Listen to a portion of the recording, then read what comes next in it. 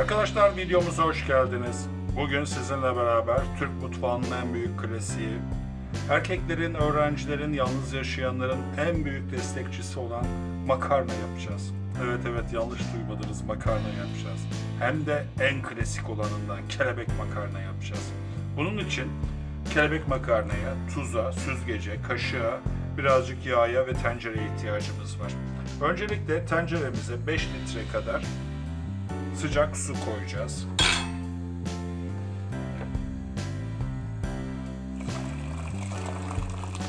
Suyu kettle'da ısıtıp koyabilirsiniz arkadaşlar. Daha pratik ve çabuk olacaktır. Ve tenceremizdeki suyun kaynamasını bekleyeceğiz. Evet, tenceremizdeki su kaynamaya başladı. Kaynamaya başlayan suyumuza 1 yemek kaşığı tuz,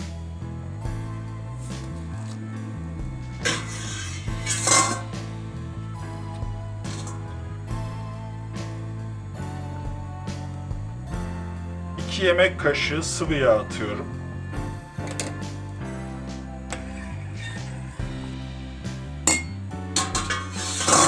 Ve buna makarnamızı ilave edeceğim.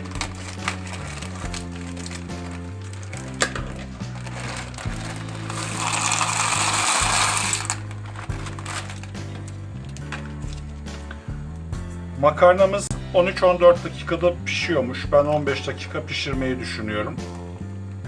Makarna ilave ettiğimizde önce bir karıştırıyorum. Yapışmasın birbirine diye.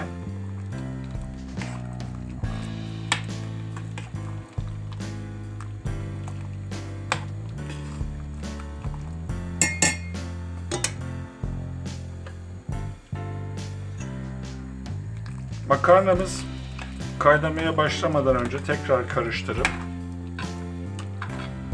kapağını kapatıyorum. Böylelikle daha hızlı kaynaması sağlanacak.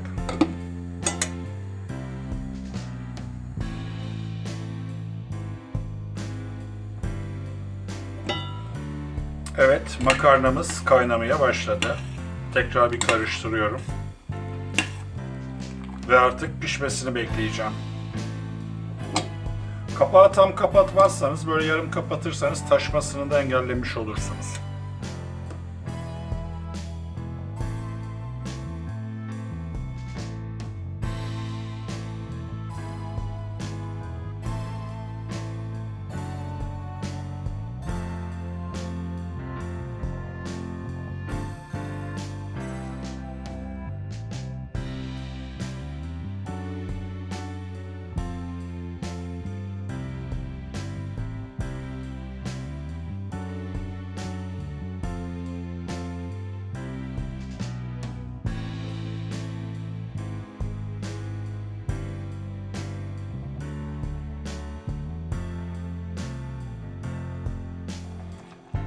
Evet, makarnamızın üzerinde söylenen 13 dakika kaynama süresi doldu.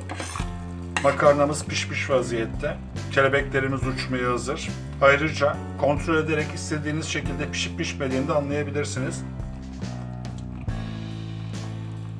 Bence gayet lezzetli olmuş.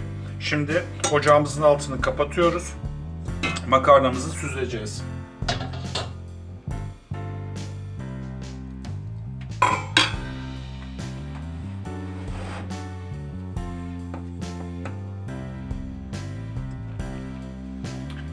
Evet, makarnamızı süzdüm. Süzdükten sonra makarnayı asla soğuk suyla yıkamadım arkadaşlar. Siz de yıkamayın. Makarnamıza birazcık yağ ilave edip birbirine yapışmasını engelleyeceğim.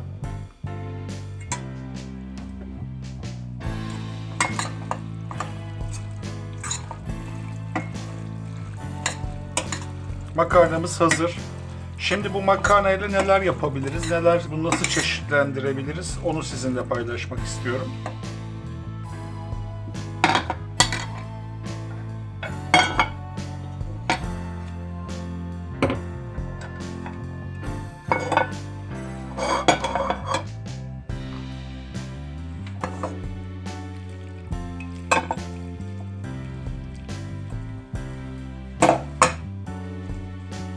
Bir porsiyon buraya aldım.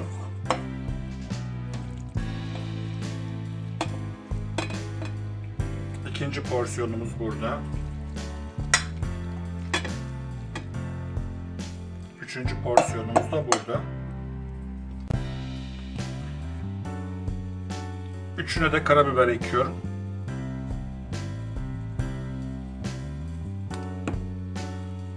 Üçüne de kekik ekiyorum.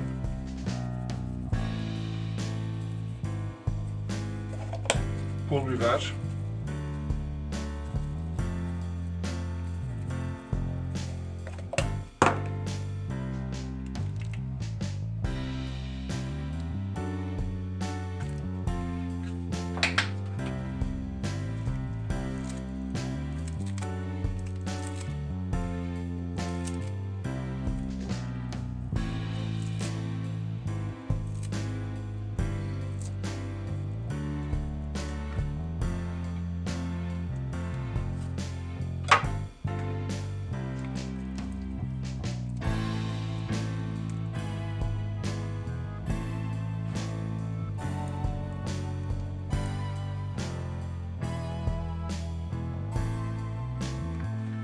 Gördüğünüz gibi sade makarnamız, ketçaplı makarnamız, buna mayonez de ekleyebilirsiniz. Aynı zamanda peynirli makarnamız.